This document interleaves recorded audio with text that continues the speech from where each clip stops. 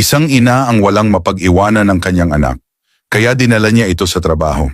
Pero hindi mo aakalaing ito ang ginawa ng boss nang malaman niya ang totoo. Habang abala ang lahat sa opisina, biglang may munting sanggol na gumapang papasok sa opisina ng boss. Nagulat siya, agad niyang binuhat ang bata at nagtanong, "Kanino ang batang ito?" Dahan-dahang lumapit ang ina, halatang kinakabahan, halos nanginginig habang nagpapaliwanag. Sabi niya, "Sir, pasensya na po, nasa ospital po ang nanay ko at 2 araw nang wala ang asawa ko, nasa work trip.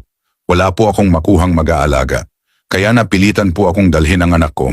Alam ng ina na bihira pumasok ang boss. Siguro, naisip niyang makakalusot siya, pero heto, nahuli siya ngayon. Handa na sana siyang pagalitan o mas malala, mawala ng trabaho. Pero hindi iyon ang nangyari. Pagkarinig ng paliwanag, naantig ang puso ng boss.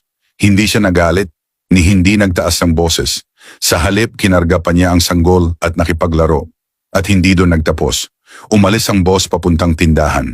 Bumili siya ng infant stroller, laruan, at kung ano-ano pang kailangan ng bata. Pagbalik niya sa opisina, sinabi niya sa mga empleyado, "Kung may oras kayo, tulungan niyo si mommy dito. At kung wala kayong mapag-iwanan ng anak niyo, dalhin niyo sila rito. Hindi dapat maging hadlang ang pagiging magulang para makapagtrabaho kayo. Dito pamilya tayo, kung may maitutulong ako, huwag kayong mahihiyang lumapit." Dahil sa kabutihang ipinakita niyang iyon, lalo siyang minahal, nirespeto, at pinahalagahan ng kanyang mga empleyado.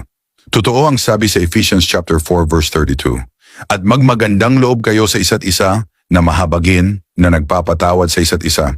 Ang kabutihan, kahit maliit, ay may kapangyarihang magbago ng buhay at bumalik bilang mas malaking biyaya." Sa totoo lang, marami sa atin ang pumapasok sa trabaho habang bitbit ang bigat ng mga problemang hindi makita ng iba. At gaya ng inang ito, minsan ginagawa natin ang lahat.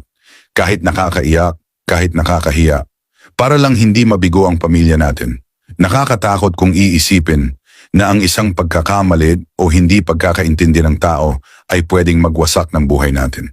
Kaya kapag may isang taong marunong umunawa, tulad ng boss na ito, ramdam mo yung biglang ginhawa, yung pakiramdam na hindi pala ako nag-iisa. May tao palang handang maniwala na ginagawa ko ang best ko. Kung na-inspire ka sa kwentong ito, huwag kalimutang i-like ang video, i-share sa mga kaibigan, at mag-iwan ng comment sa baba. Maraming salamat sa panonood. Naway nagsilbing inspirasyon ang kwento ngayon. Hanggang sa muli, to God be the glory.